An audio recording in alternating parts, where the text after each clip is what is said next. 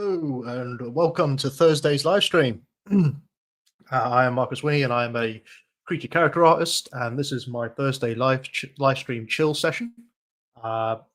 This is actually episode 8 so far, which is great. If you can please in the chat just let me know with a thumbs up that the microphone's all right and it's coming through okay, and there's no weird sounds. That would be great.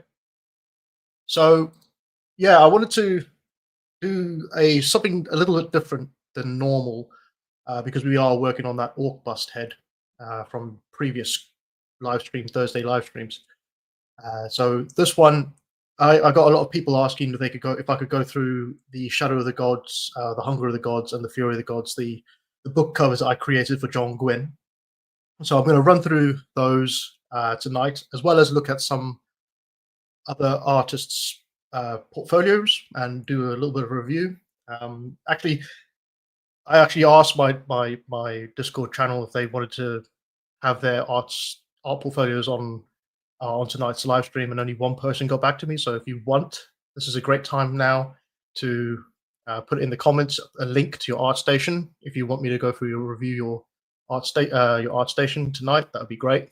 So yeah, we're gonna take a pause from the ZBrush sculpting of the orc bust and just have a look at some of the stuff that I did for the John Gwynne books. And I'm just gonna have a look at the comments. Sounds good. Good. Great. So before we get started, let me just put my usual up. So if you want, you can become a member of my YouTube channel for $4.99 a month. It's about as much as a cup of coffee. And you can... I've got 2 banners up there. 1 second. I gotta hide both and then just do it again. There we are. So yeah, you can get the archive live streams, as well as I have just implemented a new thing for my members, where they'll be able to watch the previous works, the time-lapse videos that I've created for YouTube. I'm going to start making the long versions of those. So you'll be able to go back and you can, as a member, watch the whole thing uninterrupted in real time with background music. I did have them as live streams, but the quality of it wasn't coming through correctly. And I think it's got something to do with the upload speed of my internet. So I decided now to change that and put it so that it's a video per week, or every other week, of my past models and concepts. They'll just be put on the live stream. They'll just be put on the membership page there. Oh, getting tongue-tied. Anyway, so yeah, that's exclusively for the YouTube members. And the Patreons as well, you can become a Patreon, where you'll be able to get tutorials, brushes, and other videos as well on there, and sneak previews, money off on my online stores. Speaking of which, I have got online stores, and I have actually got a sale going on until the end of tomorrow, where you can get 30% off on the ZBrush store automatically at the end of the checkout. You just get it automatically. So if you want, you can go there and you can check those out. I've got other stores as well. And that's it. So let's get into this. Let me just share the screen. So if you have any questions tonight, please just pop them in the chat. I'm going to try and just talk through the process of these book covers. But if you have questions, please feel free to put your thoughts into the chat, and I'll be able to read them out. Okay, so I share my screen. Right, so I created 3 books for John Gwynne, the author John Gwynne, for his Bloodsworn Saga series. They were the Shadow of the Gods, the Hunger of the Gods, and the Fury of the Gods. I was actually approached directly from the book company that wanted to create it. I think it was Little Brown Books was the company, because they saw the work that I had on my ArtStation, and they liked the way that I sort of created these. Now, I've never done book covers in my life, so this is kind of a nice challenge, I think, for for my portfolio, as well as it's a paid freelance gig. So I thought I'd take a shot at it. And at the time, I think I was actually um, not in the job, so it was perfect because I could just sort of get on. I think for the first one, the Shadow of the Gods, I wasn't in a job, so I could just get on with that in my own time and get something really cool made. So if I just sort of zoom in here, I'm not gonna. I've got the what do you call it? The what are they called again? The briefing. That's right. I have the briefing on another page, but I don't think I can actually show you what's on there because there's a lot of other things on there that it's very, you know, corporate. So I'll have to just leave it off the side. But I'm just going to read you the brief that they asked me for the Shadow of the Gods. Bearing in mind they came to me for the for this idea. So it says here, we'd love to see a high quality illustration of a huge dragon and a much smaller human figure. Actually, one second. Let me just put some music on because this is going to drive me crazy with all this silence.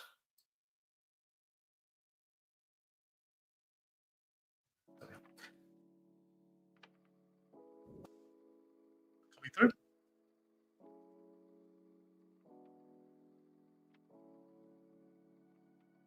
I'll tell if that's coming through. Yes. Okay. So back to the briefing. So it says, a high quality illustration of a huge dragon, a much smaller human figure before beside him, and before beside him, the position really in turn will help to project a sense of power and awe.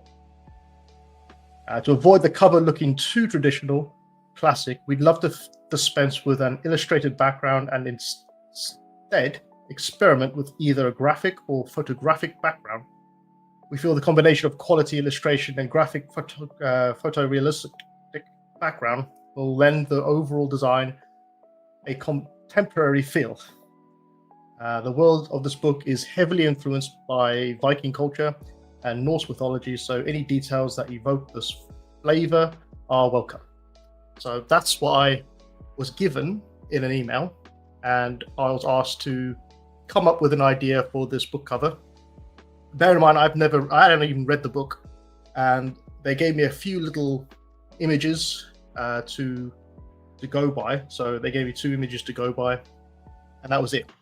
So the first thing I did was I went on online, and I had a look at dragons. So all these are ArtStation finds.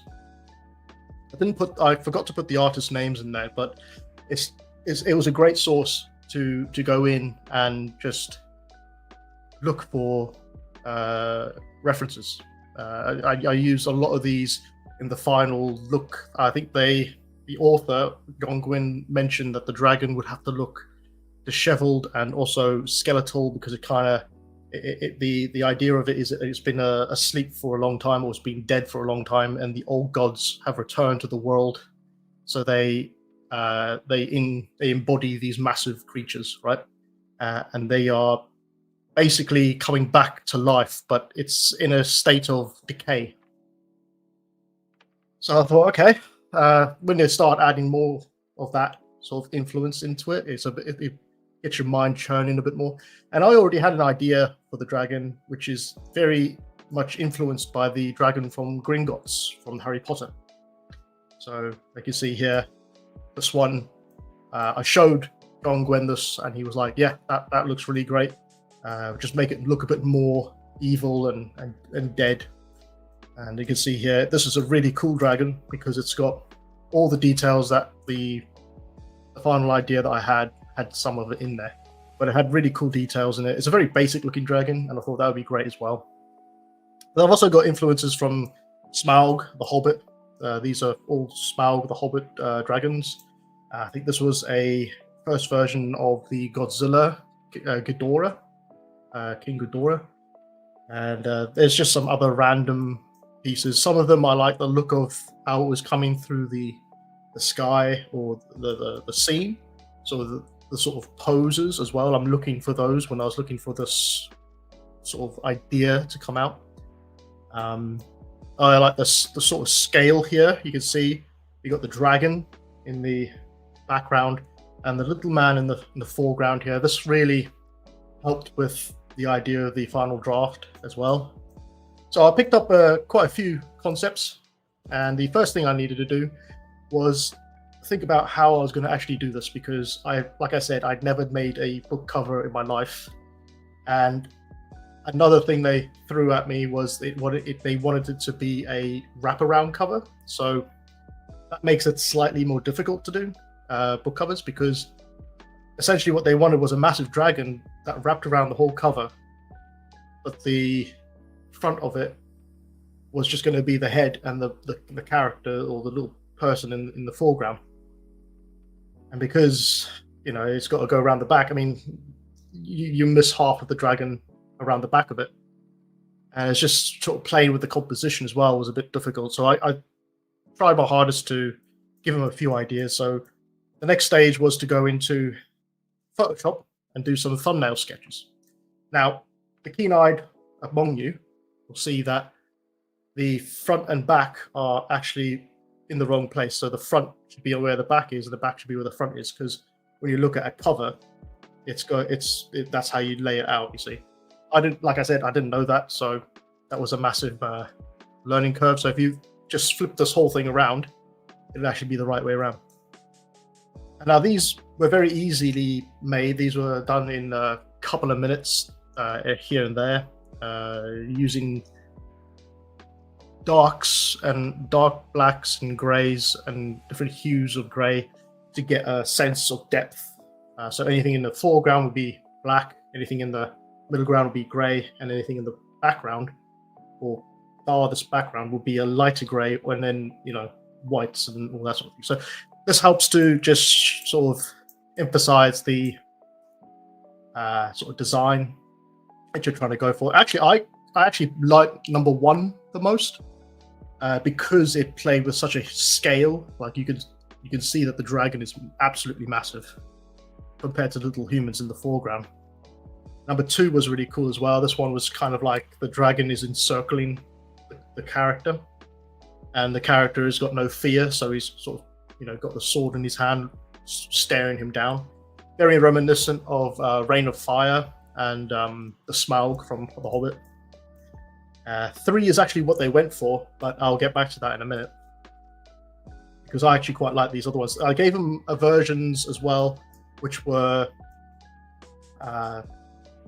not wraparounds, just in case I could sort of persuade them to not do a wraparound cover. So this one here was more of a dragon in the distance and the main character in the foreground, sort of wings sprayed out, looking for this character. And then on the back of the book, it would be like a skull in the foreground, and then all the text would go where the white is. I thought that would be really cool. This one here, number 5, I think there's a reference to this one. I think there's some here. Yeah. So that number 5 was actually from this reference that I found online from the ArtStation. Sort of the same sort of idea of this dragon staring the character down. So it's sort of prowling towards this character in the middle of the scene.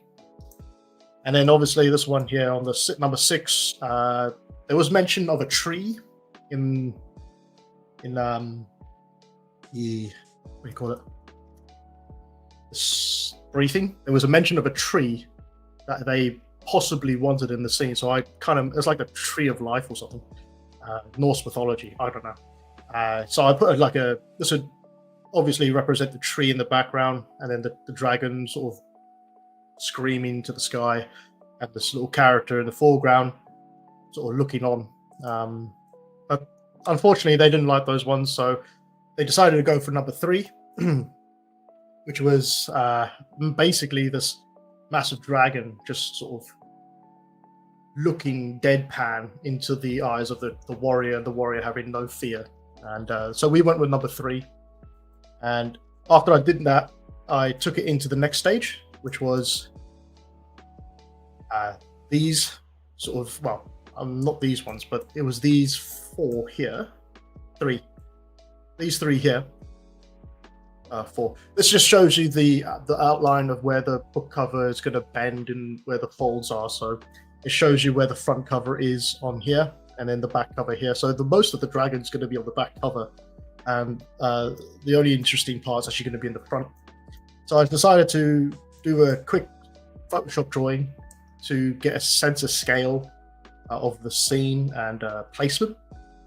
This one here at the top was this dragon sort of coming over a mountain or standing on top of a mountain, staring into the character's eyes.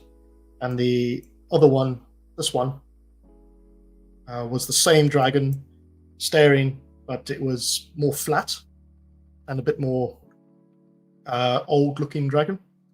And they wanted a bit more sky in there as well. So I hope I put a bit more sky. Eventually, they actually wanted more white on the page, which really helped with the background, because it actually brings the dragon and the character out as well in the foreground, because there's so much white. It doesn't get the characters don't get lost with the background stuff going on. So they eventually, like I said, they went for this cover design, and so this was a basic look of how the dragon or the cover should look, and I actually quite like this look. If I added a white background to this and maybe touched it up a little bit more in Photoshop and really went and detailed a bit more, I probably could have got away with just doing it in Photoshop, but I decided to push myself a little bit more and decided to put an actual dragon in. So these are the early developments, some early developments of the dragon. These might be out of order, so you just have to bear with me, but these are sort of early developments of the dragon. So I sculpted these inside of ZBrush, these dragons, and I put them into Photoshop and manipulated it inside of Photoshop using composition or compositing skills that I had. And we'll just come over here. So as you can see, this is from the front page, right? So going from left to right, you can see that we started off with basic dragon. Then I updated the head to the dragon. Then they asked me to do some more development or changes. So they decided that the wing in the background was a bit too much and was sort of getting in the way of the text. So I had to move the wing out. And then they asked me to put the wing back in, but just in the corner, as you can see here, and also move the main character back a bit. So it was over here instead of right up close. And then it just sort of developed from there. They wanted the mouth a bit more open and a bit more of a gnarly, sort of scary look to it. So I added some, so I sort of repositioned the mouth and then added the drool and the smoke and the eye on the fiery eye. And eventually it came to this one here, which I think is the final one. But yeah, so you can also see at the bottom here, the development of it. And as I got nearer to the end, it sort of made sense a bit more. These ones are very early development. So you can see I've tried to keep as many thumbnails of this dragon as possible. So you can see from left to right, the development of the dragon. So it's a silhouette, then a drawing, then a very basic sculpt. Then I went back to the drawing board and sculpted it even more. Because you got to remember, when you're doing these, if you're going to do this sort of thing and use ZBrush to create a sort of book cover and work with an agency, you can't be precious with your drawing, with your concepts. You can't be precious with your sculpt, because you probably have to change it on a dime very quickly. So I kind of learnt that from the third one in, and I started to just develop it very slowly rather than try and go all for broke and do it all in one go. And you can see here, as it goes along, it changes dramatically as we go further across. And that's pretty much it. So I'm just going to quickly show you the dragon inside of ZBrush so you can get an idea of how it looks. I'm just going to minimize this. So this is the dragon. And as you can see, I did sculpt the whole dragon inside of ZBrush, but the keen-eyed among you would see that the arm's a bit messed up here, because when you're working on a book cover, I noticed that you didn't need to actually make things make sense inside of 3D, right? You're essentially going for a good-looking image. You're not going for a good-looking model. So if you can get away with a, I mean, because I had to move the arm further back on the dragon because I didn't want that wing in, like I mentioned. And so I just literally masked that whole part out and just pushed it back until it made sense in the scene. Because essentially what you're going to see is you're going to see it from this angle. So you don't really see anything that's going on in the background. And the same thing goes for the tail as well. So the tail on this one was just one straight line out the back, right?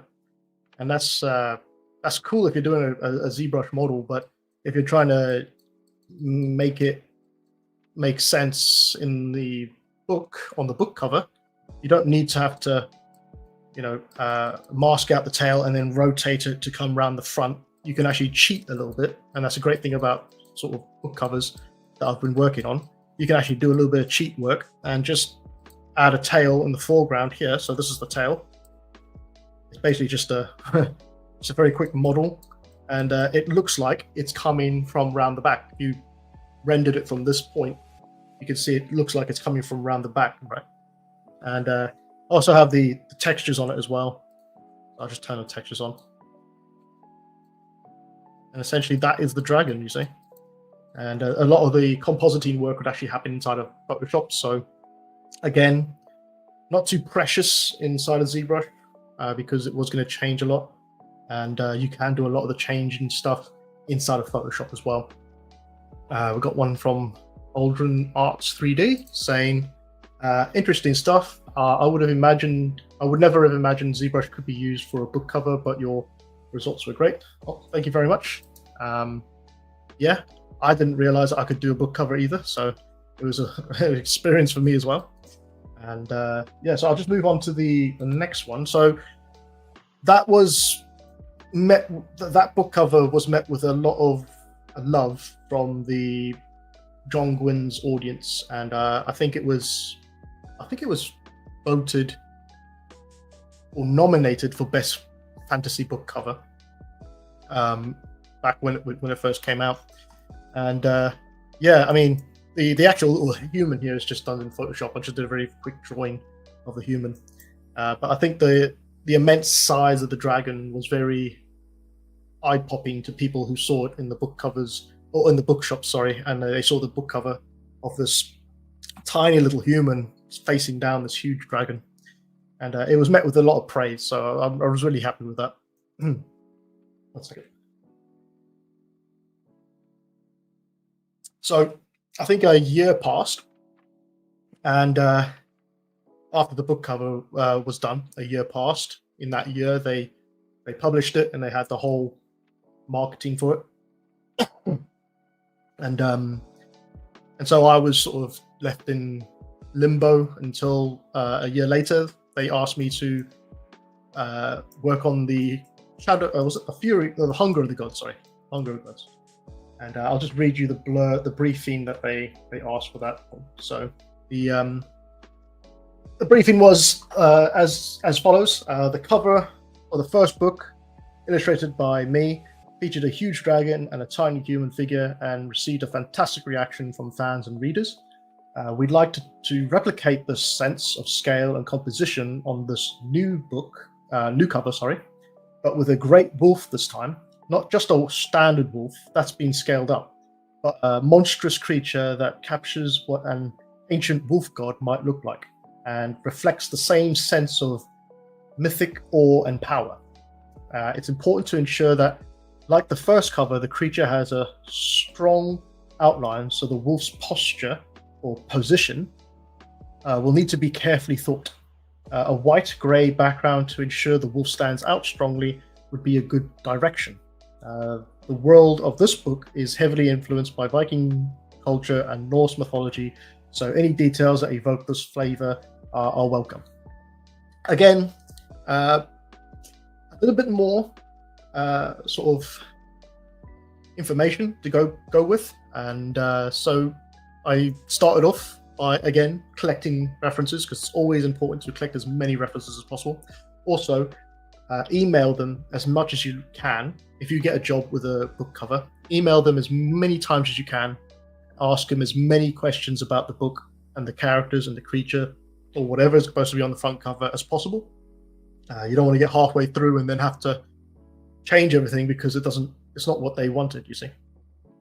But I think they trusted me and to do this the right way, so I was very thankful for that. But anyway, the first thing I did was put the Shadow of the Gods there as a reminder to keep it the same as keep the tone and the ideas the same as the previous book cover. So don't go off on a tangent on something else or some other direction, because a lot of collectors like to collect these books because of the cover, and they like to see a sort of continuity of the cover throughout the books. So it was very important that I kept the idea of the last book cover in the new book cover.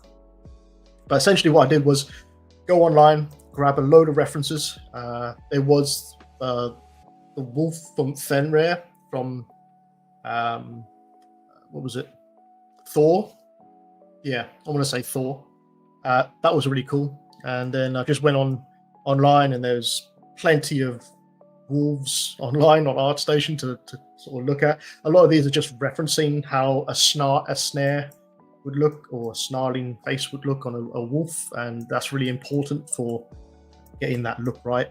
And also scale. I think this one was a Hero Realms one. This was actually one that really interested me. This one, because it was a massive wolf, but it reminded me a lot of the Neverending Story. You know, a wolf from Neverending Story. Scared the hell out of me when I was a kid, but so I really like the idea of that wolf. I just got one question here from John. John WX now 98, saying little, but your channel is a great example, since I'm struggling a bit, which would be a good way to study anatomy. I got the shapes and gestures, but I keep feeling I'm missing something. I can't tell without seeing your work. So if you have any work on ArtStation, or if you have an ArtStation account, chuck it in the chat and I'll have a look at that, because we can just run through these book covers quick, and then I'm going to go to reviewing portfolios and helping with portfolios. So if you want, anyone can just put their portfolio link in the chat, and then I'll take a look at them. But yeah, anatomy is very very difficult to get right. It's human anatomy as well. So yeah, as I was mentioning, collecting loads of references. I even like the idea of it coming out of smoke. I thought that might be quite cool. And yeah, so there's these ones here. I really can't see them, but it was nice little references. So I literally, right, John, yeah, you're the one that texted me inside the Discord. Okay, yeah, don't worry, I've got your ArtStation. I'll show that after this quick talk. So remembering what I did before and fixing the front to back book covers, I decided to do exactly what I did before, and I know now that they wanted a wraparound again, so I went with the same idea, do some very quick thumbnail sketches. This one was a little bit more difficult because they wanted to have 3 characters in the scene instead of just one, and I believe that they are the 3 characters from the book, and they're supposed to represent the 3 characters from the book. So it was one of those things I had to implement into the final design. And I think they each had a different weapon or skill. So they asked me to do that later on. So yeah, like you see here, thumbnails. I tried to give them less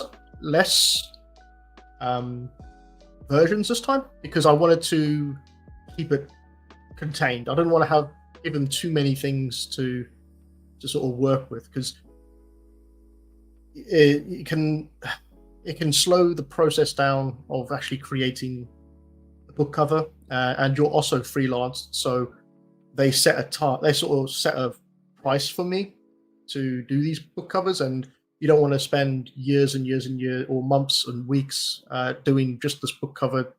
And you want to get in, get out, because you're a freelancer, but you want to give them the good product, obviously. So I gave them 6 versions of this one, and you can just see here. I'm not going to go through them all because they're quite explanatory themselves.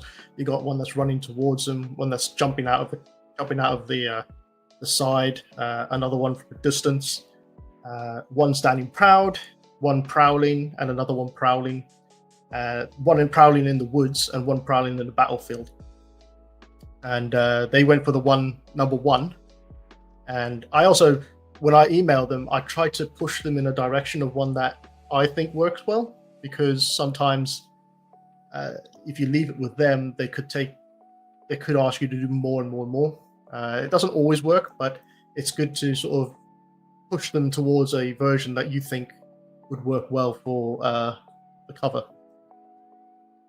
And so after I did that, I decided to give them a few of these versions of the wolf coming out. Now that's the wolf from ZBrush.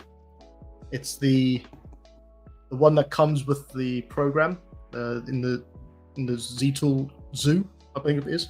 It's the wolf from there, and that just represents the scale of it. And then I also just put 3 little dots on the bottom of the sort of on the bottom here to represent where the humans would be in comparison and size to the wolf. And you don't have to worry too much at this point about looking good, because I think I learned that from the last one in the dragon, that doing that Photoshop painting of the dragon took a lot of time, and it shouldn't take that much time. So I wanted to get things done really quickly in a quicker manner. So I just gave them a very rough placement of this design, and eventually went for this one coming out of the woods. And then I decided to do some drawings of the wolf coming through using Photoshop in different sort of positions, the head, different sort of designs as well. I think they went for number 2, this one, in the end. And so I developed that one further. And I gave them this, and I was hoping that they were going to be happy with it, and they were, but they wanted to see this thing bigger. So the whole idea of these monsters is that they are huge, and they said we need to make them look like it's coming out of the forest. And I was like, well, I first did it, I was like, okay, I'll put a few trees in here and make it look like it's coming through a forest. They said, no, we want to make it look like it's coming through the forest, like literally, like part of the forest. It looks like you'd see it coming through the forest. I was like, okay, cool. So you can see the top of the trees and stuff. I'm like, okay, cool, yeah, no problem. So I went online and I looked up some pine forest trees and stuff online, and kit bashed myself a new scene using these images and inside of Photoshop. And this was the sort of end result of that development. So you can see now the trees are a lot smaller, the wolf is much bigger, and the humans are just about there, you see. And yeah, so I think I'm missing a bunch of it. 1 second, let me just try and find it on ArtStation quick.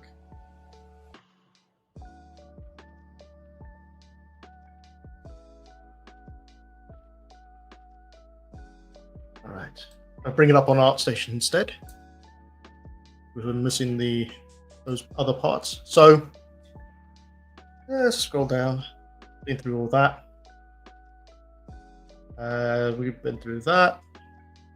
So once they were happy with the layout of what the final thing might look like, I then started to do the sculpting inside of ZBrush to sculpt the wolf, and I gave them a version without any fur on because I wanted to make sure that they liked the sort of design that I was going for, and it also to put the title in to see if it would fit the wolf, and so I had to do a little bit of jiggering around with the top here, and then before I added the fur, I did a little bit of a paint over of how the fur would sit inside of Photoshop, and then sent that to them, and then they said, "Yep, that looks good." So then I started to develop it further. So you can see here,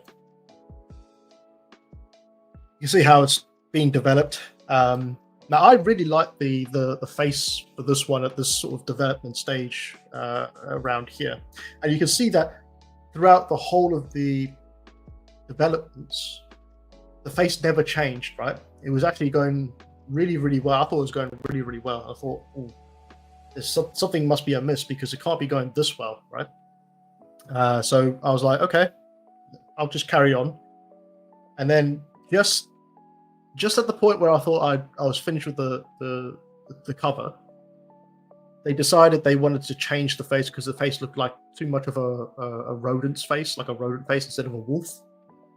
And then that's one of those things that sort of slips you up when it comes to working like for a client or something, or working on someone else's work or a client's work, because if it's your own work, I would have just carried on like this and just gone straight through to finish with this wolf here. But because you have a client, they can change it as much as they like, and unfortunately you just have to, adapt to it. So eventually I updated the wolf's face, and they really liked it, and it finally got done and got made. And you can see the difference here between this face here and this one here. Just make that bigger. So this one really hyena or mouse or rat looking, and then this one much more wolf looking, much narrower, and a bit more defined. I think it still worked out great though, so I couldn't complain too much. So I'll just show you the model that I did for the wolf. It's this one. So here's the model. I even added chains and sort of pikes or spears in the back of him as well.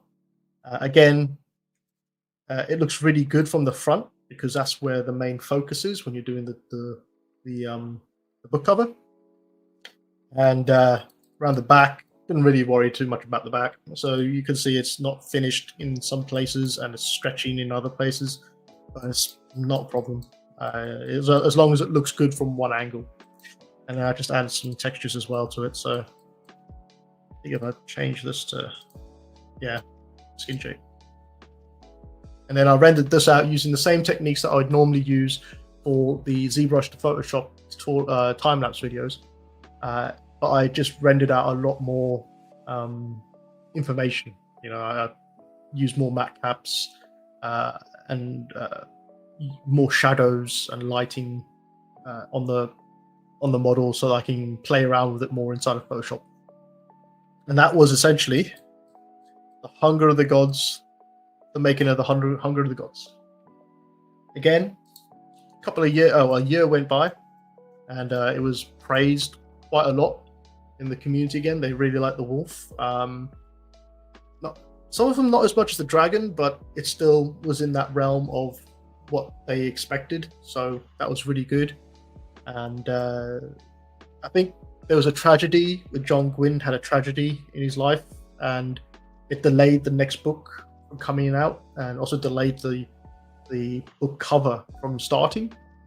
So I think it was 2 years went by, and I thought that was never going to be finished. You see, I thought that was it. That was all I was going to do. But essentially, they came back to me 2 years later, and they asked me to design the last book, The Fury of the Gods, and I said yes, obviously. This one was going to be a bit more different, or a little bit more different. They wanted a giant serpent, sort of. How do I explain this? They wanted a giant serpent in a fjord which is a Norse for a lake or river.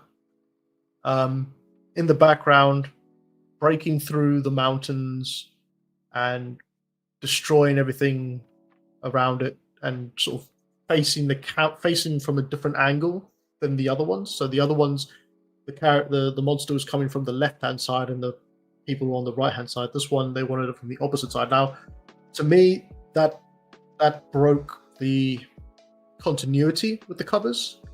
I wasn't really happy with it, but again, it's not my decision at the end of the day, and I just went along with what they wanted, and hopefully it came out all right. So the client's description is down here, but essentially it was a snake. So I think this one represents it quite well, because you got the wolf, you got the snake, and you got the characters. I think that was actually one of the fan arts someone made for his book. So, and they also put a lot of the what was that game called? I can't remember. God of War. That's right. They put a lot of God of War references in there, so that I had something to go by with that as well. But yeah, clients down here. I think the main takeaway here is that has plenty of creative freedom. So I had plenty of creative freedom for this one, with a remnant to make Snacker, the snake, look as monstrous as possible. To provide context for John's last point in the book, Snacker's skeleton lies across a mountain range, which is kind of thrust up around it, so it makes sense to feature this mountain range with Snacker rising up from it. We could even have some visual landslides to create a sense of movement and power. I like the idea of the fjord with ships. This will help with the scale and act as a point of differences from the previous books. To be clear, Snacker is not a skeletal snake. He has a skeleton, but has now regained life and his proper body. So, taking all that into account, again, I laid the previous books out side by side so I could see what I wanted to sort of replicate and keep it in line with the other ones. And then I went ahead and started collecting a bunch of references, and all about snakes, trying to get an idea, because I didn't want to make it just a normal snake. I wanted to make it, it's got to have a character. It can't just be like a python or a very generic snake. It has to have some sort of character to it, because it is a character in the book, right? So kind of went down the route of the God of War character, which is this one up here. You can see his face has got a character to it, and it's a very interesting design as well, and the way it looks. And yeah, so once I had the snake, I then started to look at fjords references and collect them, and then take that into consideration for the next step, which was the actual Photoshop ideas. Give them 6 again. Try to keep it to 6 ideas. Don't go overboard, I guess.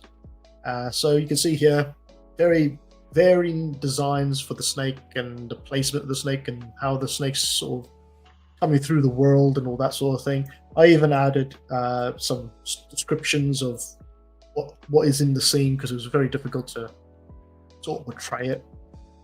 Essentially, they went for number 1 again, and yeah, so the chosen design was this one. I then went in and, if I was zooming here, I took the fjords images and I photo bashed them inside of Photoshop, and then I took a very basic scale snake head that I sculpted very quickly just to get a sort of reference in there, and I placed that into Photoshop, and then I painted in the rest of the snake's body, and that was essentially how I did a rough draft of this monster. And then they gave me the title, and we could see that it was messing around because of the way the snake is coming at this boat that's in the foreground here. it's very difficult to put the title in with the head being in the middle of the scene. So we had to play around a bit more with that, and we eventually just pushed the head further down as if it was coming way down into the scene, basically. And I gave him a couple of ideas of how the snake's head could look. I like the idea of number 3. I think they went for number 2, I believe. Yes, they chose this one. I like the idea of it coming around and then down towards the boat from this angle, rather than from straight over. But again, they chose number 2. So I got to work cleaning up the scene. So this is the photo bashed scene before I cleaned it up inside of Photoshop. And then this is what it looked like afterwards. So you can see I just use a bit of cloning brush and a bit of cleanup and erasure to just make it all fit a bit better. There's still a lot of work to be done, especially on this side here. This forest doesn't look real at all. But just cleaning it up as best I can for the purposes of having something to work with. I then sculpted. This is a bit more developed, but I sculpted the head a bit further, added some fins to it to make it look more different than just a boring snake. So I added some fins to it, and also placed where the body would actually sit. Now, my original idea was to have the body come around the front here, but I think that wouldn't have made sense because there's a river in between the boat and the foreground. So I decided just to put it in the back here, and gave him this idea that the snake's head was coming up behind this mountain and then coiling on itself and then coming down. I thought that would work pretty cool, but they decided just to have the snake coming straight over. So I got rid of that coil, which I think would have worked really nicely. It gives a bit more dynamic feel to the snake, rather than just saying, oops, I'm here, sort of thing. But they decided to just go for this one, so I thought, okay, I'm not going to argue. And I decided to take it further in the sculpt, as you can see here. And eventually we get to stage 2, snake sculpt update. So I just sculpted the body a bit more, added a bit more background elements. Developed it further. And then the stage 2 update for the environment, I started to play around with more destruction. So they wanted movement with this character, so the movement came from it breaking through the mountains. This is how dangerous and how big it is. It can actually break mountains. So the idea is, it's passing through this mountain to coil back and then onto this sort of boat. Actually, the game God of War actually did that really well. I don't know if you saw the cutscene for the God of War when the snake sort of starts to attack that massive giant. That's the kind of idea I had behind the snake movement in this image. And still some further development here as well. And then I just added a bit of color on this one just to play around and see what it's like. Wasn't committed to it because it changed again later on. I got one here from Aldrin Arts 3D saying, I like the coil idea. Gives it the unique characteristic of a snake creature. Yeah, same.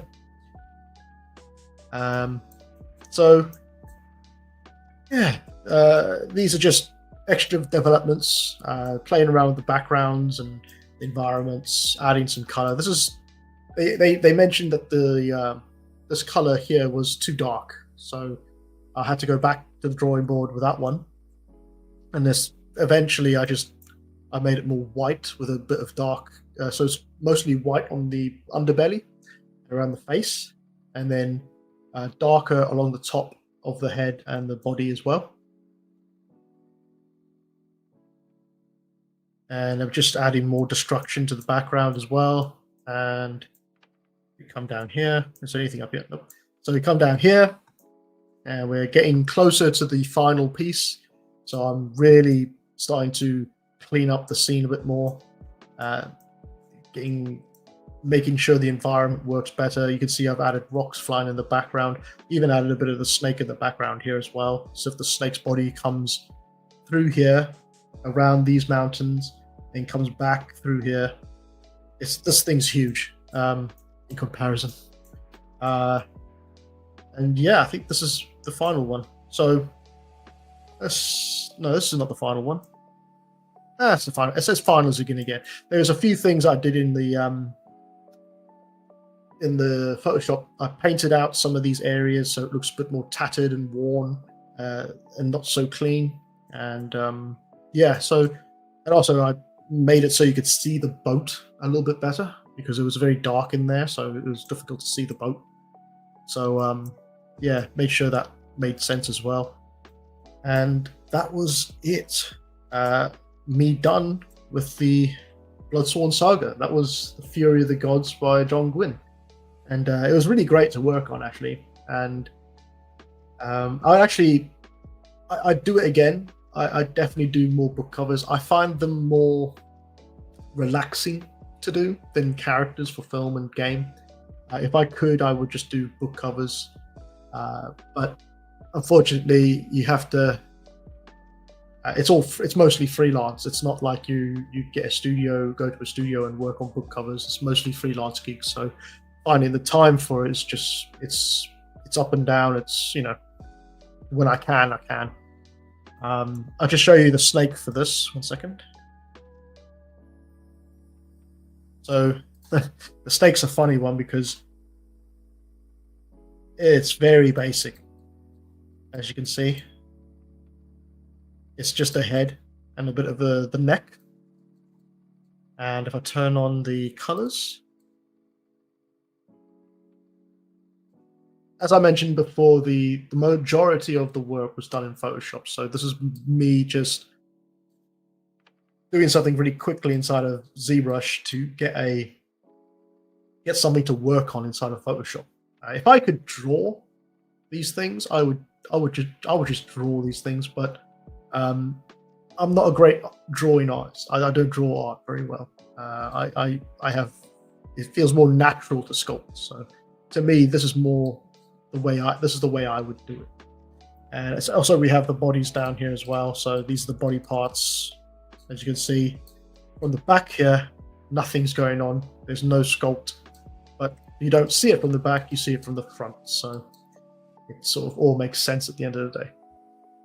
And that's pretty much it for the John Gwynne's book covers. I'm going to now do. I'm just going to have a quick sip of coffee. I hope you enjoyed those. I hope you enjoyed it. If you haven't already and you want me to look at your portfolio and share it on screen, please leave a link in the chat, and I'll add it to the live stream. I'll vet it first and then I'll add it. But I did get a reply on my Discord from Giovanni Savastano. I hope that's right. He asked me to look into his portfolio online, and let me just quickly close these. Second.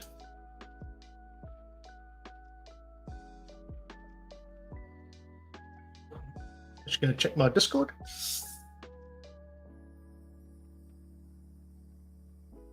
And yeah, so I asked 3 questions. I asked, what is your current occupation level when it comes to your 3D journey? What do you want to do in the world of 3D, and or the world or the industry of 3D? What skills do you feel you can improve on in your 3D journey? And he answered me back saying he's a freelance artist, but he's looking for studio work, and he wants to be part of a team, a development team for games and film, or as a character artist.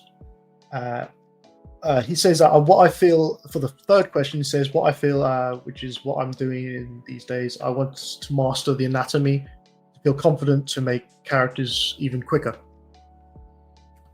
So, just looking at the portfolio quickly, you can see you got a lot of. Well, I mean, you got two good. I'll just say that you got two good pieces in your portfolio. I do like this image at the top here. This is really nice. You got a sort of cover art here showing the different layers of your character. I actually quite like this character, which was King. Yeah, King Ustas. I like it. It's got a lot of detail. It's very well done.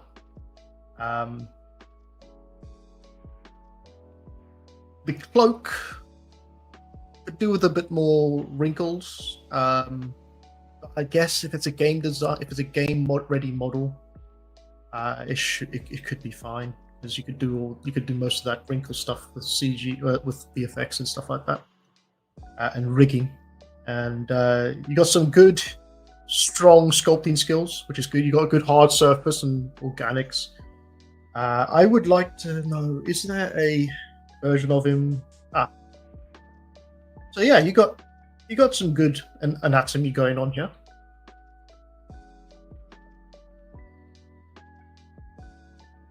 I'm presuming you. I presume that you.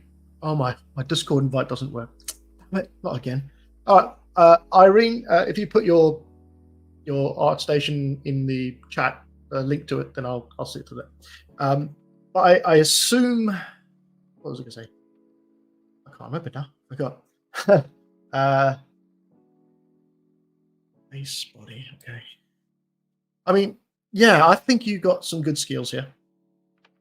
Your overall portfolio could do with a few more pieces, but it's better to, if you're starting off in the industry, it's better to put your best pieces in than to put your worst pieces in. But there's a caveat to that. I would, if I was hiring for a studio, and I've been through a couple of student works before, and they all vary, right? So some of them, I don't know what they teach inside the universities, but the universities are teaching them to do environment art and what do you call those things? Assets, right?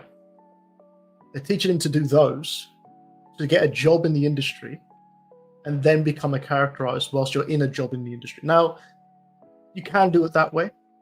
I personally wouldn't do it that way, because if you want to be a characterized or creaturized, you do characters and creatures. You don't do assets, right?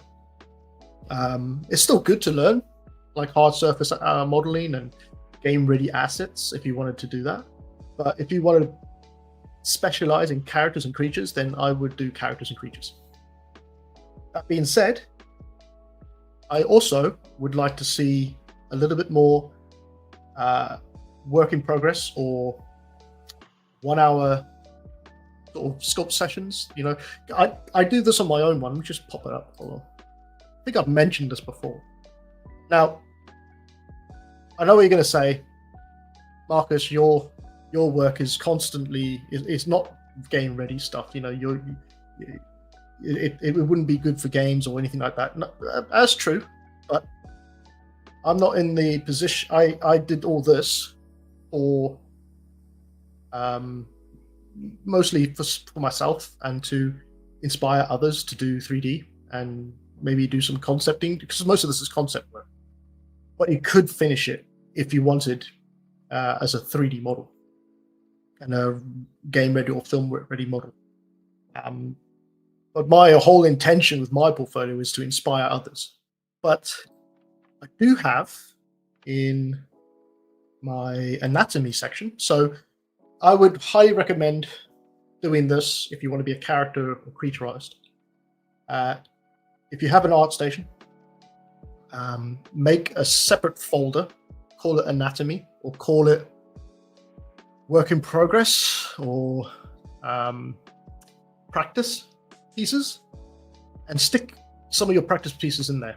Even if it's not done, it doesn't have to be, not every piece of work has to be 100% done.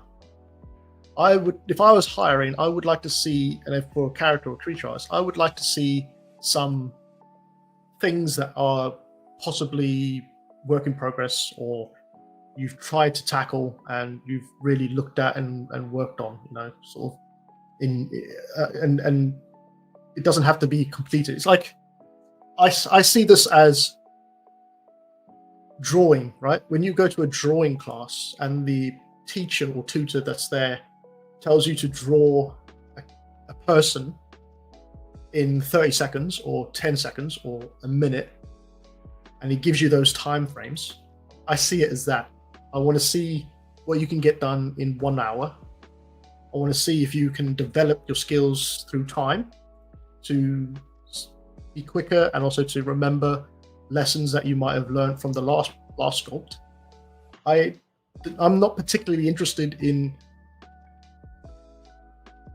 absolutely final models that are, game ready. So if I was to look at a portfolio and I saw things like this, so it says here lion head, 1 hour 30 minutes. That's cool. It shows that form, the forms of a lion's head. You know what to sculpt to get that impression, and within 1 hour. And you can see that it shows that you know how to use ZBrush as well for sculpting, specifically organic stuff, obviously. I would highly recommend doing this sort of thing, where if you're trying to get anatomy right, don't focus about the whole thing. Don't focus about the whole art, the whole body, and making sure everything's perfect. Do sections. So if you think you don't know how to do hands, do a sculpt of a hand. If you don't know how to do a leg, do a leg. If you find it difficult to do a torso, do a torso. I've even got one in here. So this is a torso I did, a 1 hour sculpt of a torso. Very quick. This is not something that's going to be perfect. And the more it looks like you're sculpted a piece of clay, the better, I reckon. Because it looks like something, you'd see in a Roman Colosseum, or say, the Roman area, like that sort of technique. But what you're doing is you're trying to train your head or your brain to sculpt key areas or key forms of a character or a person. Once you can get that down, and obviously, like, go and get books on anatomy and find a page that or go online and get some references and sculpt them. But don't take too long, It's supposed to be a fast production of work. It just shows to me that you can do it. I mean, this one here, I only spent 1.5 hours on this one, and then I said, I'm going to stop. I'm not going to go any further. And that's good. I mean, I would look at that and say, okay, yeah, he knows how to get the right forms in. It's not great, but it's still, being able to show how to sculpt inside of 3D. So that's what I would do. I'd have an anatomy section. Then, obviously, you'll have your, if you're in films, you have your film section. I've got tutorials, illustrations, 3D work. I pretty much just chuck everything in 3D work, but the idea is that you put your best stuff at the top, if you have it, and then if you want, you can put them at the bottom. I would tend to not put anything that's work in progress in the bottom or anywhere around there, because you want to keep it nice and clean. So add a new section called anatomy and put all your work in progress stuff in there. I hope that's helped. But I think you have some strong a second. So you do have a good knowledge of modeling as well as texturing. So the texturing is not bad. I would go on for a little bit more grime on the white, maybe change it up a little bit, add some elements of different colors, maybe a gold inlay or something to break it up, because at the moment all white just makes it look a bit flat, you know. It looks very Horizon Zero Dawn. It says in the description, Horizon Zero Dawn. So yeah, let me just have a look quick.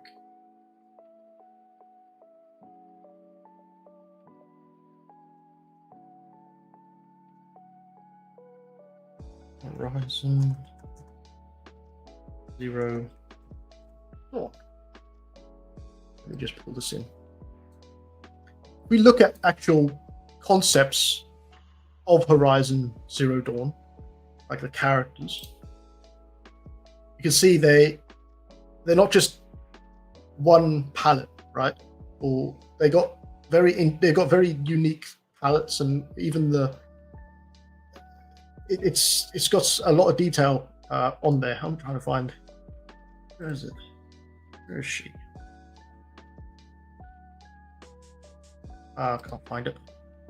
You know what I mean? So if you took what you have here, and maybe you could just put like, I don't know if you've seen Lord of the Rings, when the Uruk-hai have the handprint painting on them, you know, that sort of tribal sort of painting. You could add that to it, so it gives that sort of sci-fi look with the armor, but at the same time a very tribal feel with the decorations and the ropes that hold them.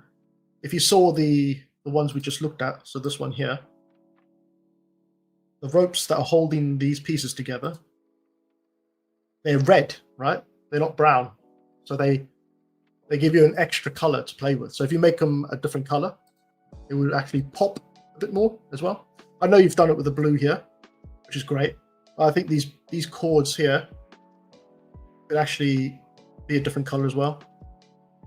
I mean, I'm going through the same thing as you're going through at work, right? I've got these characters I'm doing for work. I can't tell you much about them, but you know, it's trying to make hard surface look interesting. And I think at the moment, also the weapon, I wouldn't put the white on this weapon, or you could have the white but only have it on this top piece here, and then make this piece like a metal, like a metallic, because it's supposed to be, you know, sort of a weapon basically. There's a lot of dark browns. I would maybe tan this up, because you're sort of losing the belt with the shirt, if you know what I mean. So either make the belt lighter, and that breaks up the bottom half from the top half. It gives it extra something to look at, and you know, it's all when you're working on character design or characters, you want to keep the eyes moving around the character and make it look interesting from all angles. So just changing the colors, just you see here, it's just a splash of color. It's just, you're drawn to every single piece, but there's method in the madness, you know. I mean, yeah, it's good. Actually, the cloak could be a nice blue, right? You could make the cloak blue with an emblem on it of the sort of tribe that he belongs to. That would be quite cool. You could add some face paint to his face just to make it less clean. Maybe make a scar on one side. These are just ideas I'm throwing out. You don't have to do them, but it's just ideas I'm throwing out. Some questions here. Says from Joseph Bonkowski, I know I'm far away from a good portfolio, so I just sent it to get a status where I am and direction. Yeah, cool. I'll do that next. Giovanni, I hope that's helped. What I could do is I could try to do a paint over maybe inside of Discord, and I'll send you a paint over of what I think would work really well for your character. But I mean, if this is what you are happy with, then that's great. But I think this could go a lot further. Now that you have all of this base color down, it's now time to go a step further and make it really pop, because there's a difference between a sort of an, I don't want to say it sounds rude, but a junior's texturing and a senior sort of texturing. You see, it's finding things that you could just add a little bit more to. It just gives that bit more pop to your character. I think it will definitely help with your design. Says, yeah, I like the idea of face paint. I don't think of that. Yeah, I mean, sometimes it just takes someone else's fresh eyes to just have a glance. And my ideas all come from things that I've seen in the past, from films, games. You know, I'm stealing things from those places and chucking them on and see if they work, if they stick. Best thing you could do is take your model or your image into Photoshop before you start doing 3D stuff or texturing, and just duplicate it a couple of times and change the colors here and there on some items, change the paint, change the wear and tear. You know, just do it all inside of Photoshop until you're happy, and then you can use that as a reference point. I think that would work really well. But I'll do a paint over if you like. Just remind me in Discord. Cool. So let's just check the Discord quick.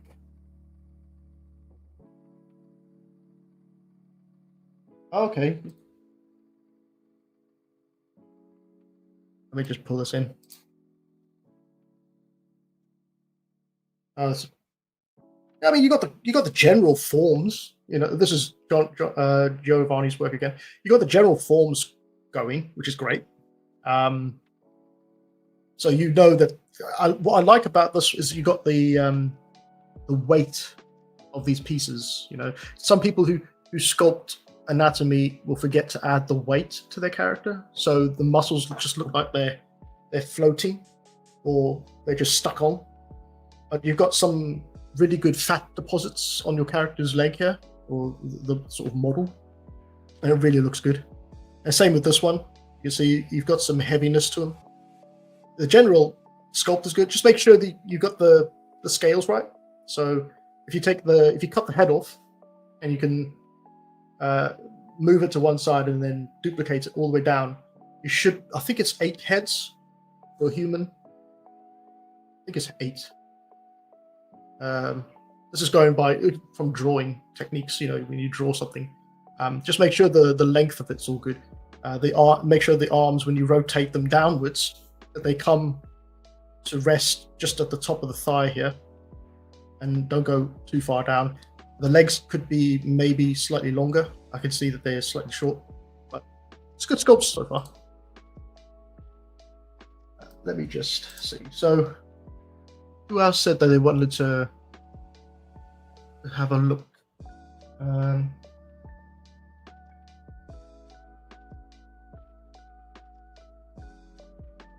The Discord won't work for me. I'm telling you, I checked that Discord. Sucks. 1 second. Let me just try and fix this quick.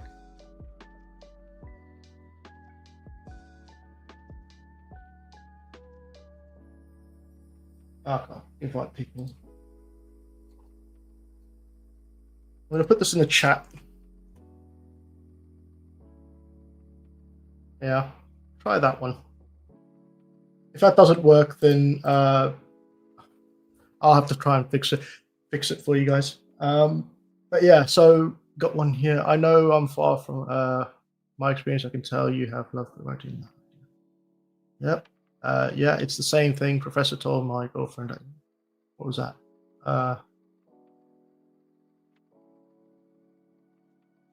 I agree. Yeah. Irene Devin. Nice to meet you. Art portfolio. Oh, you guys put it in the art portfolio. If you're doing that, then I can grab them.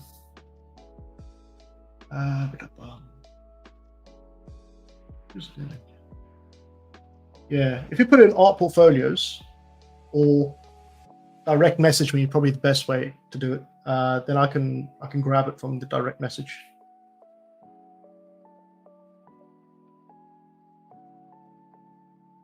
Let's have a look at the other one quick. So this one, I don't know this character. Luffy Gear 5th fan art.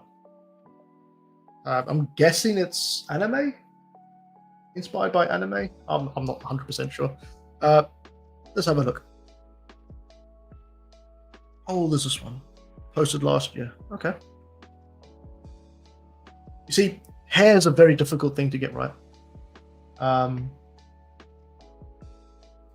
If you don't get it, if it doesn't look good, then you can tell like straight away. You know.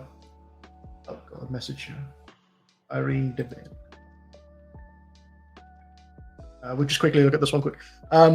Yeah, I think it looks good. It could be more attention to the face, a lot more attention to the face. But that's going to come over time, really, isn't it? If you do those practice pieces, and don't be afraid to really emphasize, because when you, I don't know how to say this, if you go and you look online for 3D scanned models, right, actual people, their faces don't look like they do if you're just looking at them in real life. They look very weird, and there's, you know, half of it's asymmetrical, so you can really tell. But for games, it's you can actually get away with a little bit more characterization. So if you look at the character I did the other day, this one. So you see this guy. You can really get a sense of character, right? And what I was trying to push was this hard-nosed, general sort of brow, sort of just constant scowling, very strong, masculine type character. And to do that, I really chiseled in to the character's face, and really made it look very strong, right? I think the problem, it's not a problem, but it can be fixed, is that it's very soft. Your model's faces are very soft, and that can come over time. That sort of techniques to, if you focus on it, if you focus just on faces, you'll be able to do it a lot faster, but or a lot more. But if over time, you'll be able to add more character to your sculpts. But these sculpts are good. I mean, yeah, I like seeing this. You see, this is not nudity, but I like seeing this type of sculpt where I can see without the colors, without the textures, because those don't interest me, because those can be done much later on. I like to see gray models sort of sculpted inside a ZBrush. That's good. I hope that's helped. I'm just going to move on to the next one quick. So this was Irene Devin Keller from the United States. I hope I got your name right. Sorry. Who is a PBR texturing, open for work, digital sculptor, biologist by first higher education. I worked during 8 years as a graphic designer, several advertising agencies. Oh, yeah, I was going to just say before I go, sorry, keep going back and forth. In here, in your about, because I know that a lot of companies, they will now use ArtStation rather than the CV. So that's the first place I'd go, and that's the first place I'd go every morning, is to go on ArtStation, see what's made and who's made it, like it, check their portfolios and stuff. Yeah, so summaries are very good for this. You know, all this is all right. It's all good. Yep, all good. It's very difficult to do something. Anyway, so we're back onto Irene now, Devin Keller.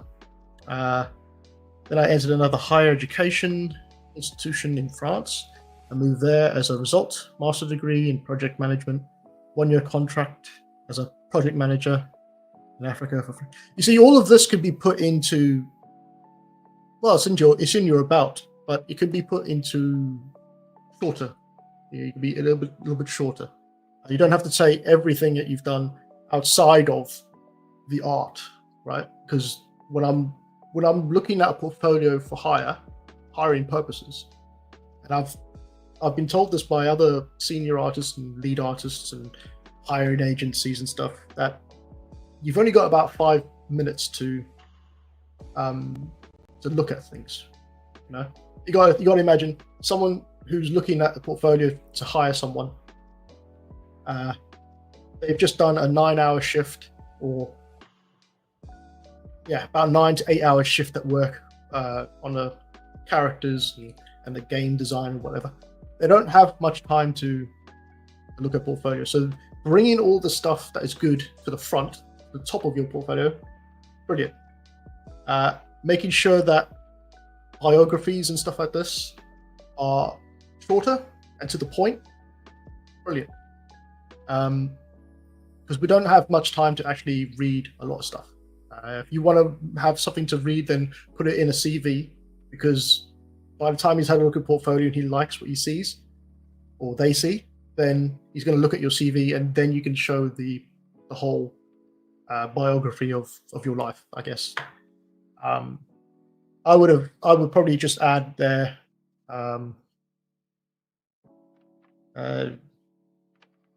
inspired or passionate about 3D art or 3D graphics,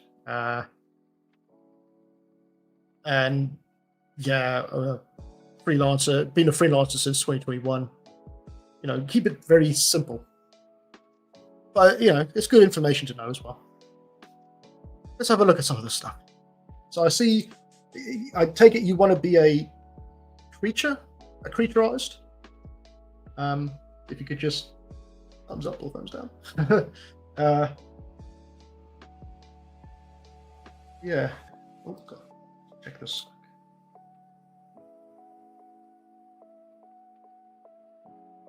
Sorry, there's a time delay between the stream and what I'm seeing through chat.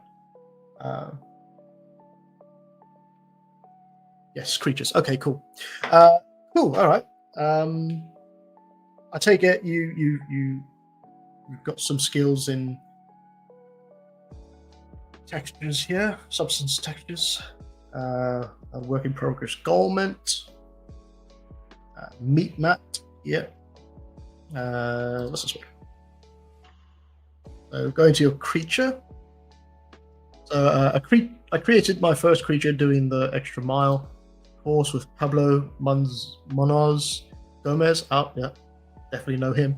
It was new and very interesting experience. I sculpted the creature in ZBrush, textured it in Substance Painter, and did some final renders in Marmoset. Okay. Oh, there's some variations? Okay.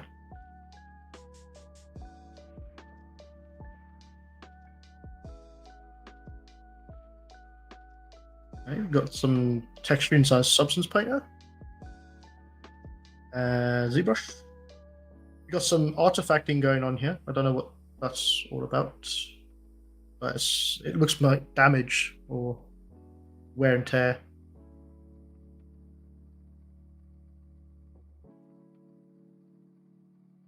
Okay, you get that's a bit of a strange way to work. ZBrush start. There's multiple ways you can start. I mean, I haven't done his course. I do know of him. He is a great artist, and you can learn a lot from that guy. I think the overall model is strong, but I think you're relying too much on Substance Painter to bring those fine details out, and you've skipped a step where I would have added the mid-frequency details. You've started on the sort of shell on the head. You can see where you added quite a lot of detail on the shell on the head, but then the rest of the model is slightly lacking that mid-frequency detail. When I say mid-frequency detail, I mean let me just check mine quick. I'll show you quick.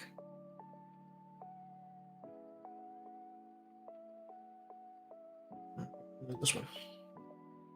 So you've probably seen this video I made on this one, and if you haven't, then why haven't you? So what I mean by mid-frequency detail, it's very difficult to show on this, but it's So you have the big shapes, and you have mid-frequency detail, then you have fine detail. The mid-frequency detail is the stuff like those big wrinkles that you can see from afar. And then the fine frequency detail, the very fine detail, is the stuff that you do in Substance Painter to give those wrinkles a bit more,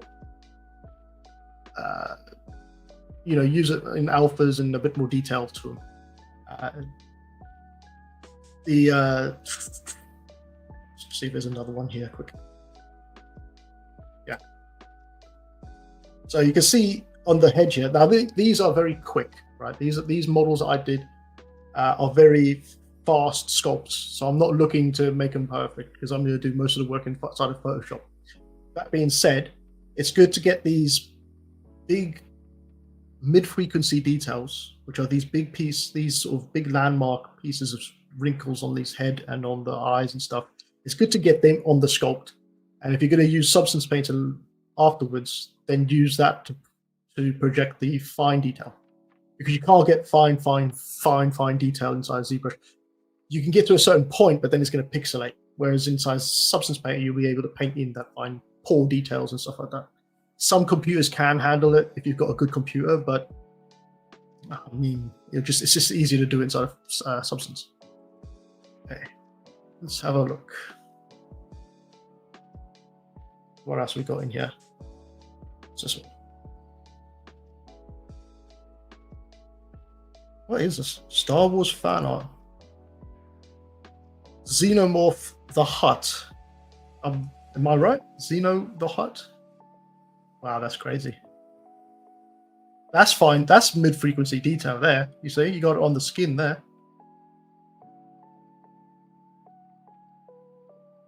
That's crazy.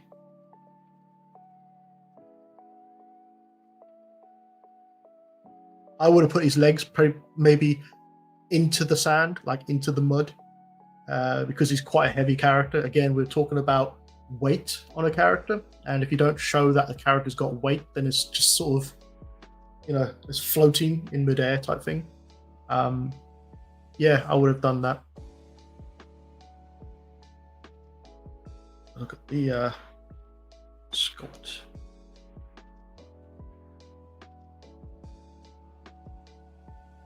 Yeah, not bad.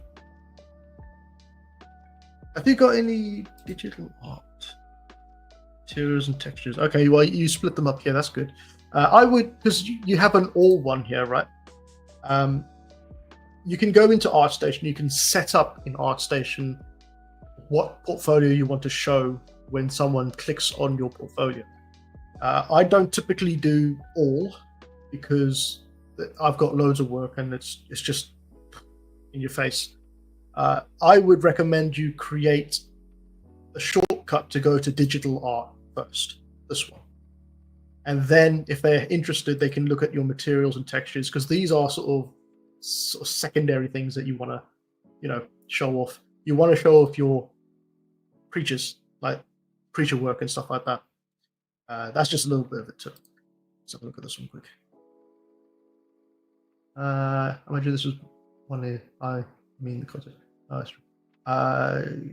1 second. Got one here from Nikusha. Oh, I'm so bad with names. I'm sorry, man. It says, "Hi, where can I send my portfolio? Just need your opinion on my artworks." There is a link further up in the chat. I sent for the Discord. This one. I'll just leave that up there for a little bit so you can copy it. Sorry, it's just further up in the chat. Can I start? Let's start. I don't know. Anyway, let's have a look at this. I think what lets a lot of people down in their portfolio is that they're trying to get a really good rendered model with final textures and just make it look really final and cinematic and all these things, but they might not know the skills of lighting, compositing, and rendering and stuff like that, and so it kind of lets their portfolio down a little bit. I think you got a good, strong sculpting skills. I'd like to see a few humans. Is this a human sculpt?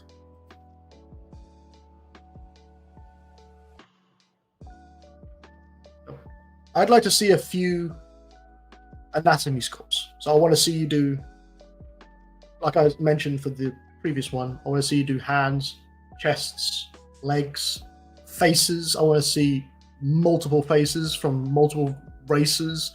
And then I want to see a female and a male version. You don't have to do kids, because kids, you know, they're very boring to sculpt because they're just made of mush. But I want to see some really strong sculpts, and it doesn't have to re-rendered in a perfect scene. You can just do very quick ZBrush render, and then, you know, add that to your portfolio in here under anatomy. If you put anatomy there, the person who's looking at your portfolio to hire you is going to go to anatomy and see what's in there. You know, I think that's probably the best word to use. And then if you're a creature artist, I want to see you do animals. I want to see, I mean, you've got some insects here. You got a lizard, which is pretty cool. But again, you're jumping to final render and final composite, right? I want to see you do this thing to a very good sculpt first, rather than trying to finish it very quickly. Because there's a lot of new, especially with lizards and crocodiles and stuff like that, there's a lot of nuance things and details that people miss, because they're just trying to rush it a little bit too much. I mean, you've got good sculpting skills, you know.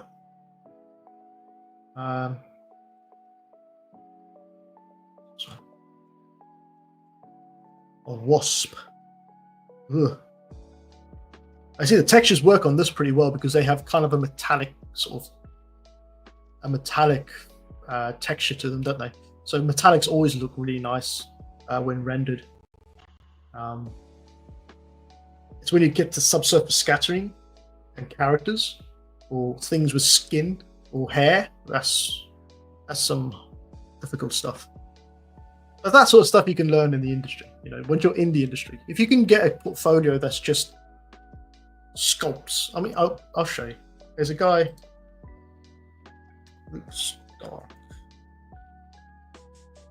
this guy, I worked with this guy in MPC, and he is one of the best sculptors out there, right? Creature sculptors. This guy knows how to sculpt, and the majority of his work is just gray versions of his models, right? But the anatomy that he can sculpt, look at that, like just half a model, but you can see the attention to detail he put into the sculpt. He wasn't really worried about the render too much because he knew that once the sculpt was done, the render would look fine. And this guy's done some amazing work, and he's younger than me, if you can believe that. Yeah, definitely look this guy up, Luke Starkey. Very good artist. Oh, oops. All right, I hope I've helped a little bit there. I think you're on the right path. I would like to see a few humans, even though you say you want to be a creature artist. I still like to see a few humans because a lot of creatures use in the industry, if it's a biped, will use a human anatomy, and it's good to learn human anatomy and also animal anatomy, obviously. But if you can get the human anatomy right, you'll be able to see a lot of similarities in animals as well, like the structure of it. You know, how the muscles come through to the ribs, how the biceps are on certain creatures and stuff. They all similar. They all sort of attach similarly or have similar forms. Just in a different skeleton. That's good. I like that one. Cool. Have we got anyone else? We've got this one. I'm just going to do one or two more. So we got this one from Lias Nadi. I'm so sorry. I'm so bad with names. He's come from Belgium. Says, my name is Lias and I live in Belgium. I am a 3D designer who sculpts characters and creatures in my free times. I am ready for any collaboration. Cool. Let's have a look. See, that's all you need to write. If you've got a big bio, it'll take forever to read. But this one's nice because it's very short, right? Also, if you're going for if you know what company you want to work with, tailor your portfolio towards that company. So if you want to work at World of Warcraft or the company World of Warcraft, where they are, right? Sculpt their characters, sculpt what they have, and point your models towards what they do. If you want to work at Lego, make loads of Lego. If you want to work at Star Wars, Lucasfilm, do a stormtrooper, do a spaceship, do a lightsaber. Do things that are pointed towards that. If you want to do creatures, you want to do dinosaurs, sculpt the dragon, sculpt the T-Rex, pointed towards ILM. The film industry. But do it to the best abilities, obviously. I mean, that's going without saying. But if you have a specific company you want to work with, then do that. If you don't have a specific company, it'll be a lot harder because you don't know if you want to do this, you want to do that. You have to be more general in your sculpting, in your specific sculpting. Let's have a look at this one. So, start from the front. Okay, you got some sort of Beelzebub, the monarch of the hell. Is another name for Satan. He is known in demonology as one of the 7 deadly demons or 7 princes of hell. Beelzebub representing gluttony. Okay.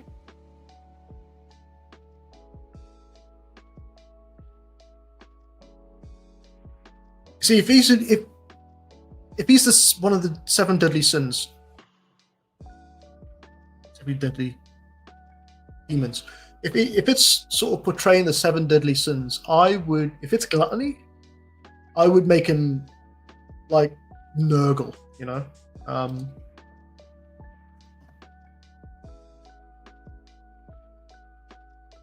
That's gluttony. Right, that's when I think gluttony. I think that's a demon that's got gluttony on him. That's what I would think. Your one looks more like, what's the 7 deadly sins? I don't remember. Gluttony, envy.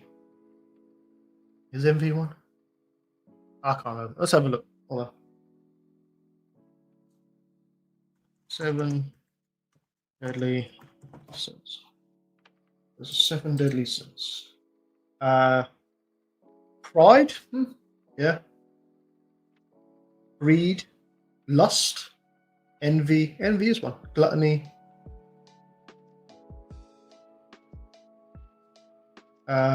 Sloth, wrath, envy, pride, lust. I would say this was more wrath than gluttony. Yeah, wrath probably suits this one better. But it's a good sculpt. You got some texture work needs the texture blending required here because you got a bone texture here, but then you got the skin here. So if I was you, I would have maybe attached or sculpted it so it looked like the skin was attached to the bone a bit more, blended a bit more. And also blend the colors a little bit more as well. That's good. It's good sculpt. Let's have a look at this one. Monarch of Divine. Okay, it's another. I think I see a passing happening here. I mean, you say in your portfolio, you say you are a 3D designer who sculpts characters and creatures in free time. Are you wanting to be a creature character artist, or is this just something that is a bit of fun that you do in your spare time? Because if it's just for spare time, it's great. They look great. If you're trying to get a job in the industry, as I mentioned before, it's best to focus on anatomy, focus on sculpts, depending on what you want to do. Because when I look at your one in particular, I see a lot of final models. I don't see a lot of work in progress. This one got work in progress. It's got one image of work in progress. Let's have a look at this one. Not to say that that's bad. You know, you got very good. What I like about yours is you've got very good composition skills. You know, like you know how light works and how shadow works, which is great. You see, you got some really good techniques here. Oh, you got a concept here. That's quite cool. Yeah, I would have. Looking at the concept, I would have maybe focused a bit more on the mid-frequency details and the fine details, and really bring them out a bit more, because at the moment it just looks very balloon-like. It doesn't look like it's defined. I would have added more of a wrinkle here, or separation of muscles here, and then a vein, massive vein that goes down. You know, it's just little added extras to the model. But you have got good, very, very good composition and storytelling in your work. Let's have a look at this last one. What is this one? You got a blur on this one, which is a bit difficult to see what's actually going on in this one. A strong anatomy sculpting. You got some good forms going. You got the abs right. You got the arms. Even the forearms are hard to do. I find that difficult to do as well. But you're doing very good with the forearms. Like I said, if this is something you like to do in your spare time, then you know you're doing very well. I'd like to see a few more anatomy sculpts. I want to see a human. Every single portfolio, I would like to see a human, male or female, or both. Some close-ups or sculpts of the hand, close-up sculpts of the feet, of the head, the torso, separate pieces. Doesn't have to be textured at all. Yeah, that's what I would like to see, as well as final pieces, so I can get a gauge of, are you able to do it, sort of thing. Oh, let me just check if there's any more. Is there any more? Where can I send my portfolio? Just need your opinion on my artwork. I think we've done Nikusha. I think we did that one, didn't we? Let me just check my Discord.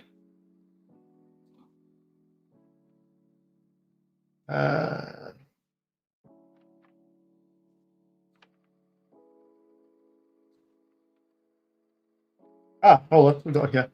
1 second. Right, let's have a look.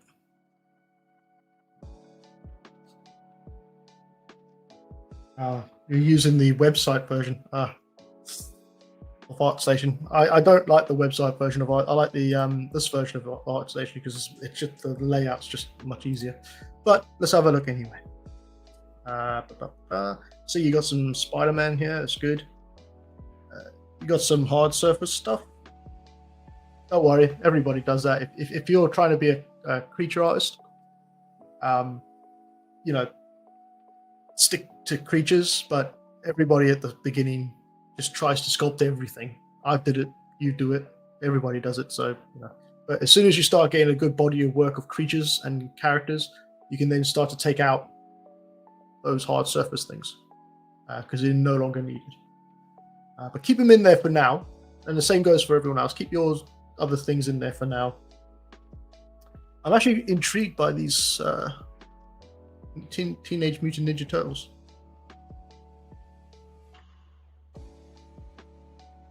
These are pretty good.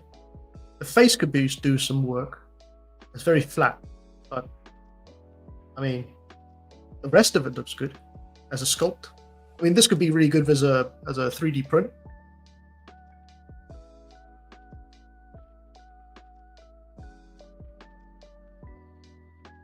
I like the render you did on this one. It's very. Was this done in Keyshot, or was this done in something else? Let me know. I like the render because it's very basic, the focus of concept work and the focus of telling a story with a composition is to make sure that the character is front and center. Says yes, it is Keyshawn. Okay, cool. Yeah, the character is front and center, and everything else doesn't have to be there really. You could add a background. I mean, I sometimes add a background just to emphasize it a bit more, but if you're trying to show off the character, show off the character. And I think this is a good representation of that. See the other one quick. Yeah, again, more of the same. I think the head could do, or the face could do with a bit more. I mean, we are talking about a turtle, so it's difficult to make a face on a turtle. But your general sculpting is good. A little bit of attention to detail on these wraps, I think, or cloth pieces. I think there's too much of the same sculpting going on all these pieces. Some things need to be tight to the model. So if you look at these wraps on the bottom here, they look like they are too loose, and they really need to be bound to him. And I think what you could do is you could wrap it a couple of times, maybe wrap it around the arm or the leg a couple of times. That will just give it a bit more of realism as well.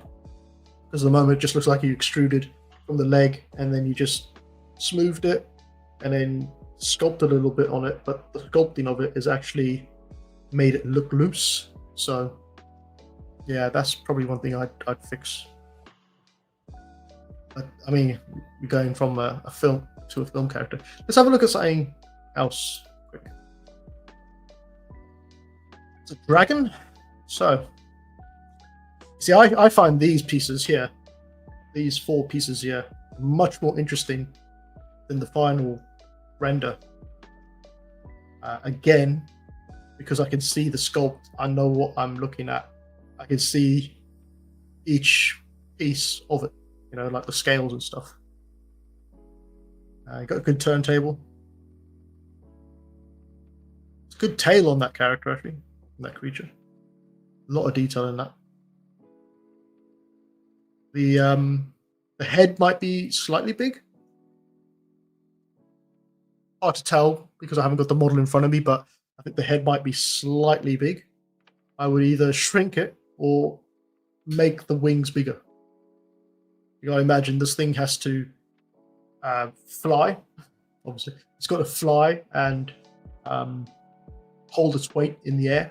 If you look at Smaug, for instance, when they were explaining that in the Hobbit on how they made him, they actually made him his wingspan what's it, jumbo jets? Is it jumbo jets or? Yeah, I think it was 2 jumbo jets on each wing, you know. That's how big his wings were to hold his body in flight. So just gotta remember that when you're doing dragons, I guess.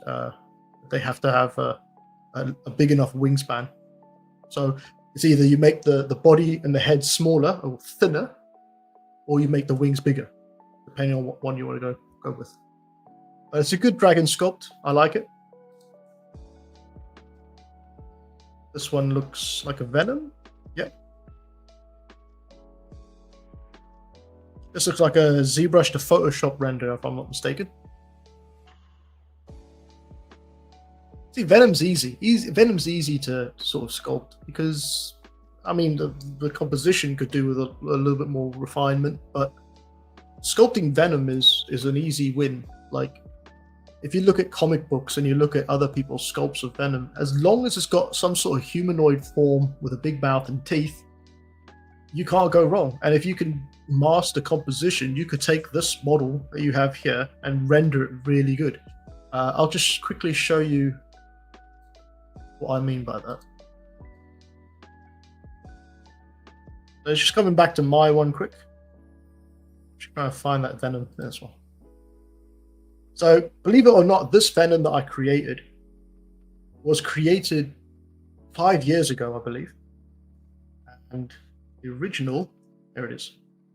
So the original was this one, right, on the left. And then when I got better at rendering and composition, I took that exact same model, changed the scale of the head slightly, maybe, took away the webbing or this stuff on his torso, took that away, stuck it into Keyshot because I learnt Keyshot by then. Maybe I posed him slightly different, and then I re-rendered it. But you can see the difference in time and skill, I guess you'd say. That I over time I've learned so much more from 2019 to 2023 that I can take my old models and make them look fresh, And I think for this one, you could possibly do the same in a couple of months' time. Keep this as it is, develop your skills further, and then come back to this one and re-render it using new techniques. You'll probably be able to get a better looking render out of it. But yeah, it looks good though. It's good. You've got strong sculpting skills. I must say, this is really cool. This is a show-off piece. This is a piece that I would show off in my portfolio. Definitely. Look at that. Even got the holes in the wings. It's crazy. I really like that one. Look at that. Huh. But you can see the difference between the dragon and this one. The wings look like it can actually manipulate it can actually hold the character in flight, right? And the scale of everything in this model is pretty good. I wouldn't say it's perfect, but it's getting to perfect, Maybe the legs could be a slight tad, just a tad bit thinner around the thigh area, but that's nitpicky, really. It's a good sculpt. I liked it. Cool. Is there anything I have missed? Cool. Into that one. Again, like I mentioned before, I would like to see more anatomy sculpting. Basic humans or animals. No. All right, cool. I think I'm going to end it there, guys. It is nearly 2 hours into this stream. Yeah, I'm going to end it there. I hope you guys have enjoyed this stream. Just gonna we here. Sweating. Yeah, I hope you enjoyed this one. I think what I'll do is I want to make this a bit more of a reoccurrence sort of thing, sort of portfolio reviews. So I'm thinking maybe once a month, at the end of the month, because it's at the end of the month. Sorry. At the end of the month, I'll do another live stream of portfolio reviews. So if you haven't shown, or you want to keep your portfolio until next time, then you can show it next time. But I think this is really good to look at other people's portfolios and see the level that they're at, and hopefully give them some tips to push them in the right direction. I hope I've done that as well. Before I go, I'm just going to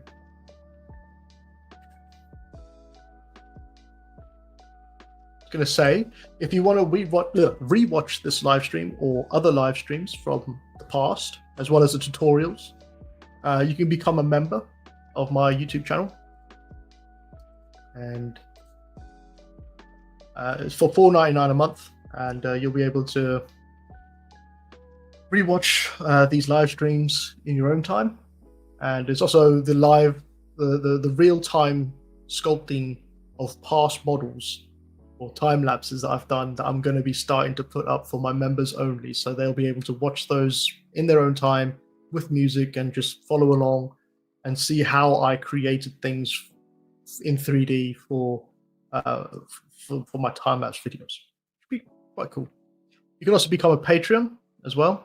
So become a Patreon and you'll get the brushes, you'll get online discounts, you also get tutorials, exclusive tutorial.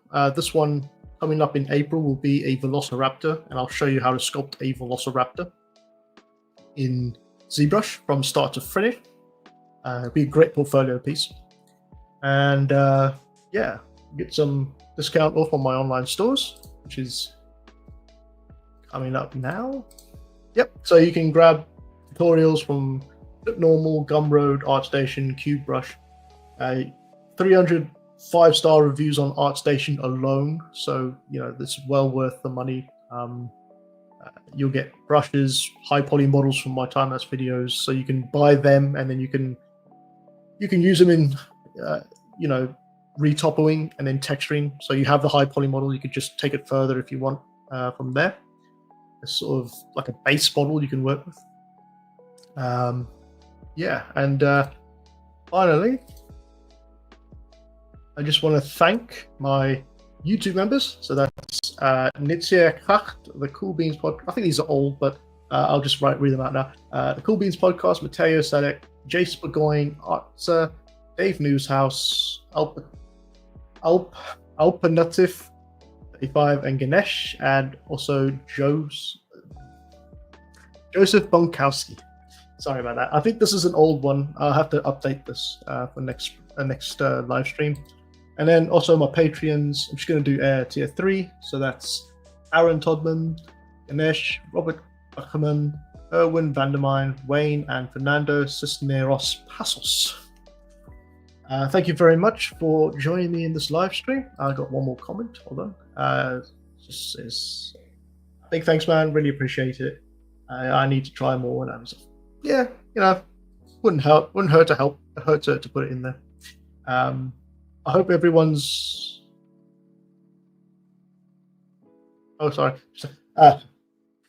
Blank there for a minute. I hope everyone's had a good night.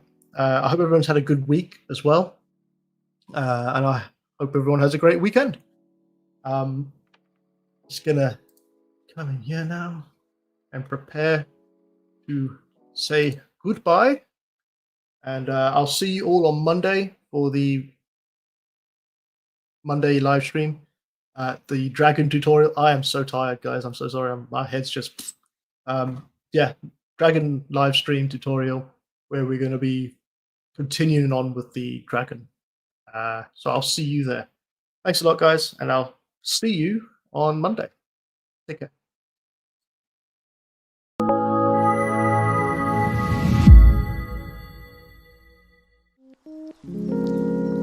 Thanks for watching. If you're interested in more exclusive content and want to support my work further, then please check out my Patreon page at MLW_creative for more. Also, view past live streams you might have missed in Tier 3 tutorial support, where I will be archiving future streams moving forward. If you are interested in other full-length tutorials, brushes, and models, then check out my online stores for more useful content. I would also like to thank all my subscribers and patrons for supporting me for this long. Again, thanks for watching and stay safe.